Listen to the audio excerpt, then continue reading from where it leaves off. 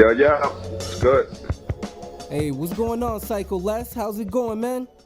Ah, man, everything's great, man. Just on this beating us run. I just have to point out there real quick. When I was 8 years old, the first record I ever heard, not ever heard, but ever owned, which was a old vinyl, which went on a Gemini. A lot of our fans don't know how real DJs used to do it back then, but it was it was Beat Nuts No Escaping This. That record, can you just tell me a little bit about that record real quick for my own personal enjoyment? Wow, that record is ill. Cause when I flipped that record, I was actually over at Ghostface label, and his A&R had took that beat for Ghostface. So that beat was originally meant to be for Ghostface, and at the same time, Beating Us was in the studio recording. So, I threw that beat on and Juju was like, yo, that's the one. So I was like, hey, I haven't heard back from Ghostface. Fuck it, let's go. Yeah. So that's funny, and that's awesome that you quickly bring up Juju because it seems that growing up in Queens, that was just a natural, organic move for you and Juju to link up. Did you guys know each other as child, like childhood friends? Nah, not really Charles, but like we met up when we was like maybe like 18, 19, and one of our boys, DJ Loco Mo, he was like friends of Juju and my friend, so he's the one that linked us together. And after that, we was all DJs, like a whole bunch of young DJs, and we just used to go digging at the same record shops and all that. Did you already have the Beat Nuts name at that time? Because I know you also were associated with Al Tariq, VIC. Um, was that originally you guys, or were the two founding fathers you and Juju? Nah, when we was in back in Corona and Jackson Heights, Queens, we was just us. Juju was Jerry, Loco Mo, and that's it. We was just regular. We didn't have Beat Nuts the name yet. So you were just going around the hood, you was going to the parties, DJing.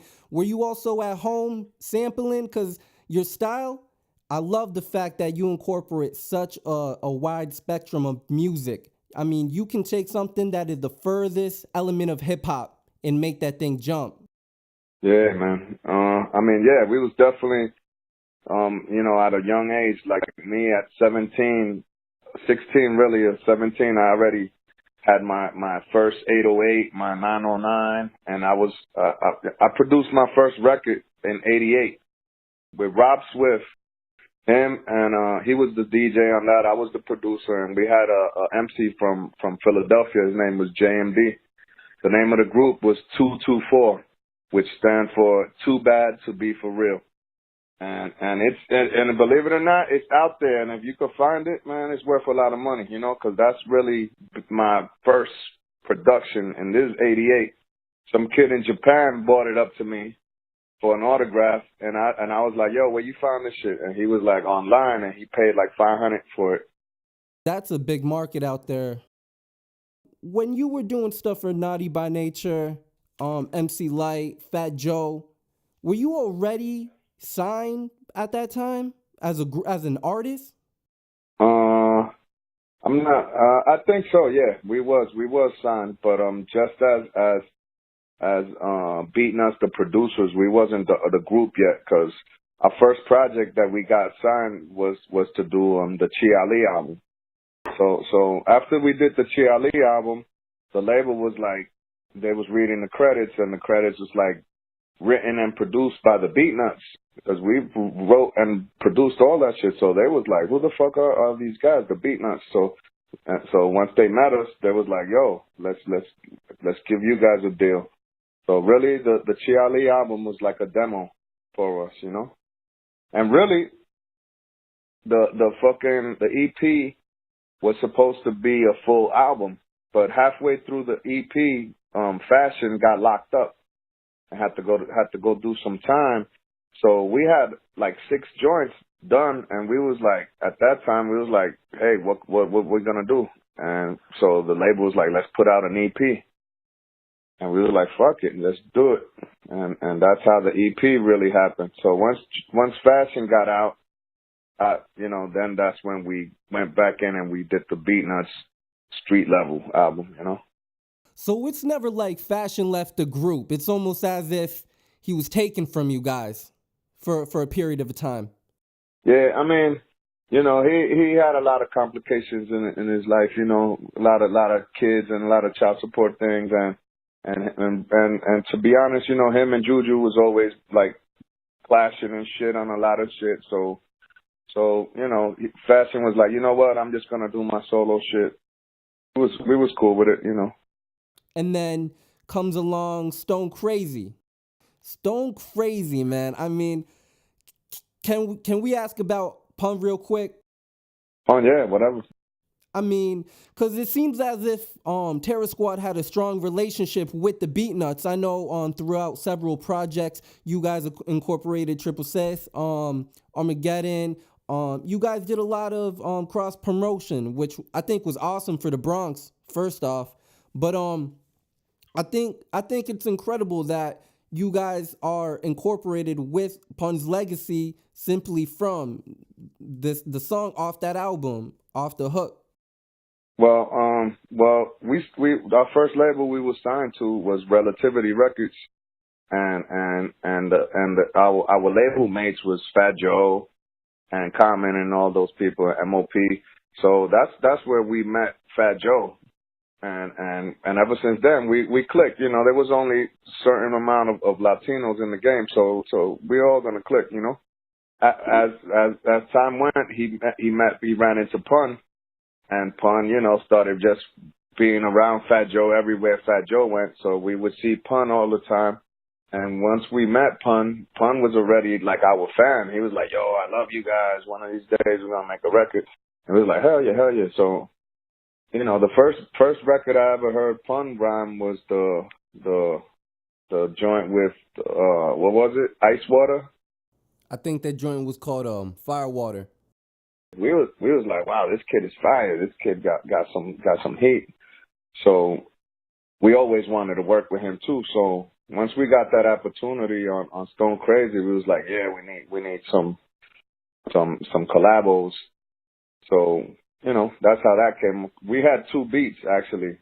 We was gonna use this beat called Robbed and Stole, and then I had the Off the Books beat, and then we didn't know which one, so we just took it to Pun. We went to the Bronx, and Pun was like, "Yo, Robbed and Stole is hot. It's a hot beat, but if we use this beat, we're gonna blow."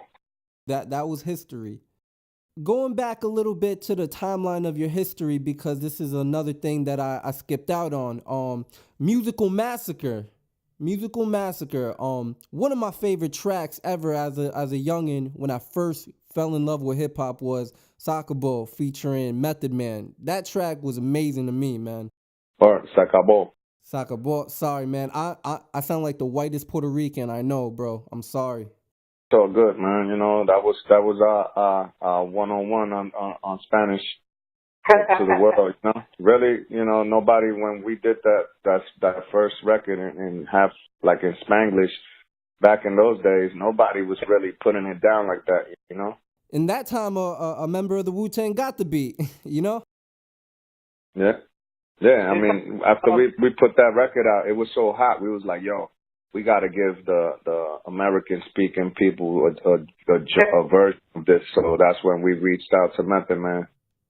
Nah, absolutely. Shout out to Meth for sure. There was another track on that album that developed some controversy in later days, which is the Watch Out Now record. But real quick, before we even get into the controversy, you was rolling around with Angie Martinez. Was that a Jeep? What was that back then? You had Angie Martinez just rolling through the hood with y'all. Yeah, I mean, she was the New York, the voice of New York. She was working for Hot 97 over there, and that's like the big station. And she used to help us a lot playing our records. So we was like, yo, hey, let's put her in the video. That'll be a good look. That was an absolutely good look. And something more about that track too later is that a lesser known woman by the name of Jennifer Lopez tried to flip that beat. Yeah, definitely. I mean, I don't think she was the one that actually flipped it, but it was Track Masters, aka the Trash Masters. So I remember. And everybody made millions, and they're still getting millions off this, and Beating Us made zero. So that's, and to this day we don't make shit. That is unfortunate. So then after that, Fashion gets out, right? Yeah. Fashion, he comes back with y'all, and he hops on to Take It or Squeeze It, right? He's on that album. Yeah. Okay, so that was like the big welcome back for you guys. That's when you actually started seeing you guys out more, as if it was back, when you guys first started. I felt like that was like the resurgence. I think that was probably the last album that we recorded as a full group. Oh, word? Yeah, I think so. Wow. But that was such a perfect album to me, because although it did seem like the big welcome back, as you just said, it was almost like the grand finale. It was like the grand opening, grand closing. So I think that's awesome that you guys got to fulfill that. Yeah, because after that album, I think was our last album on that label, and then the last thing we did, they paid us to do the Beating Us classic Beating Us, and that was like a bunch of old stuff, and then we had like 2 new joints, and then that was it. If you listen to the end of the record, We Got the Funk. We're telling the label, that's it for y'all. No more of these hits. Y'all ain't never gonna get hits like this more. Right. That's right. So that's right, brother. That's what we was talking about. So then, was that actually Violator? Was that the album? I mean, excuse me, the record label, Violator? Yeah, Violator. It was Violator / Relativity. / Sony. Sony really owned everything. Was Chris Lighty a part of those deals? Yeah, I mean, Chris Lighty was the first one to give us a deal, and Chi Ali was his first artist. And actually, we was just hanging around with Jungle Brothers because we used to hang with them every day in the studio while they made their albums and everything. The Jungle Brothers? Yeah, Jungle Brothers, yeah. That's beautiful. So Jungle Brothers originally was supposed to produce the Chi Ali album, but Africa was kind of busy at the time, and so he told Chris Lighty, he was like, "Yo, I'm too busy. I'm tied up with a lot of shit. I'm gonna pass this project over to my boys, the Beating Us." And then Chris Lighty met us, and he heard what we had. We had crates and a lot of beats and a lot of ideas, so he was like, "Let's do it." That's awesome, and that's a beautiful thing. God bless his soul, man. But so you guys left Violator after that, and then you guys did do some independent projects. I remember I was in maybe like 7th grade, 6th grade. Now remember, I started listening to the Beatnuts young, you know what I'm saying? But I remember you guys did another album that featured Akon, correct? Yeah, that was called Milk Me. That was on Penalty. Yo, that album, like I said, I saw that young, man. That was a dope logo to stare at, man. Yeah, I mean, that was always our theory, man. We always try to have like funky covers. We always said, like, I don't care if you don't like our music, you're gonna love our covers. I mean, the logo in itself is one of the most powerful, impactful hip hop logos of all time. I know Wu-Tang has a strong logo, but the Beatnuts image, just the logo of you guys, that's something that is iconic. That's an iconic logo.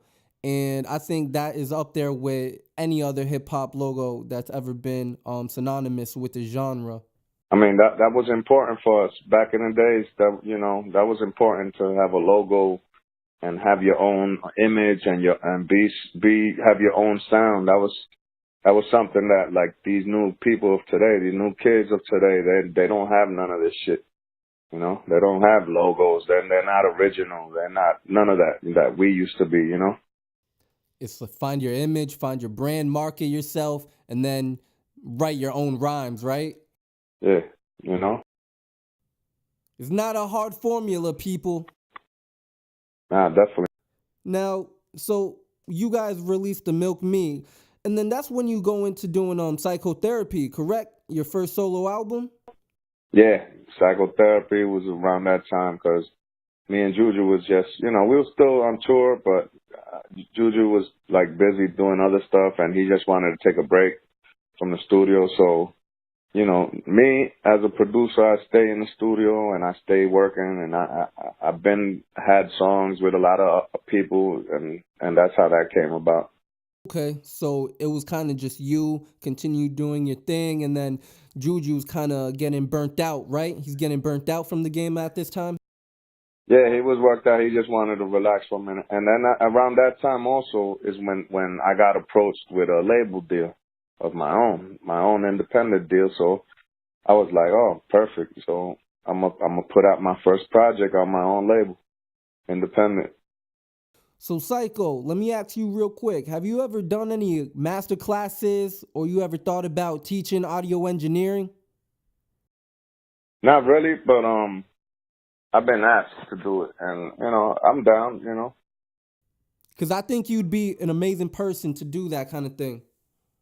Yeah, I mean that's probably gonna be my next thing. You know, after I slow down on the tour and all that, and I'm just home.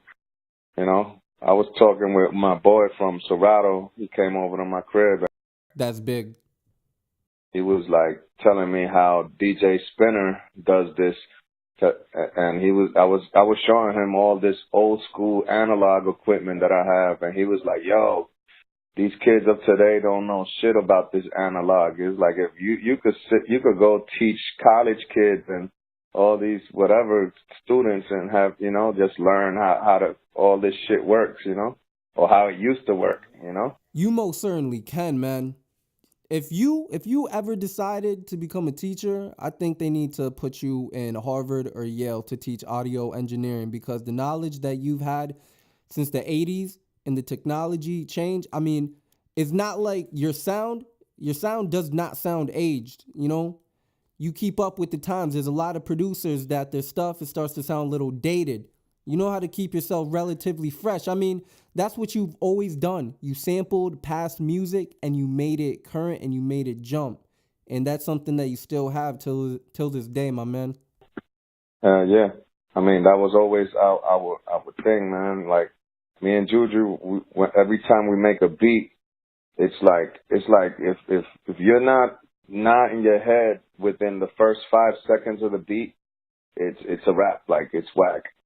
You know, like as soon as the beat drops, I want to see your fucking head nod, and you know, I want to see you get down with it. Like that was our mentality always. Like, you know, we're not going for half-ass beats and shit. That shit gotta be hot heat as soon as it drops. You know.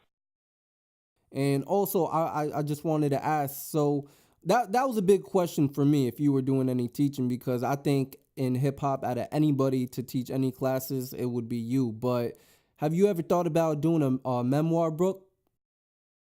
No, I mean, you know, like I said, man, and maybe in the future, after I slow down with the road and all this, you know, and I got time to do shit like that, you know, that'll be probably my next step, you know. Hey, it sounds like you got your hands full right now. It sounds like you're working off a busy schedule. So my man, I'm gonna let you get ready for the show tonight. But before I let you go, I just want to say thank you. And you are very appreciated. As I said, watch out now. All these records, they mean something to me, and it's an honor to have spoken to you and to gain a little bit of your insights on your uprising. That's love, man. That's love. And check everybody out there. Check out my new compilation. It's called Thank God. Thank, like the diggity dank that you smoke. Thank God Volume 1. It's out on iTunes, and if you come to the shows, I'm gonna be selling it. A lot of fire on there. Lots of fire. Lots of fire on that dank. You can't be fire if you're calling yourself dank, and it's coming from the man Psycho Les himself. So you heard it there, people. Dank, dank, dank. Smoke that dank. Nah, good looks, my man. Hey, You take it easy, and hopefully we get to talk to you soon, my brother. No doubt. Keep it smooth out there. Thank you, fam. One. All right, one.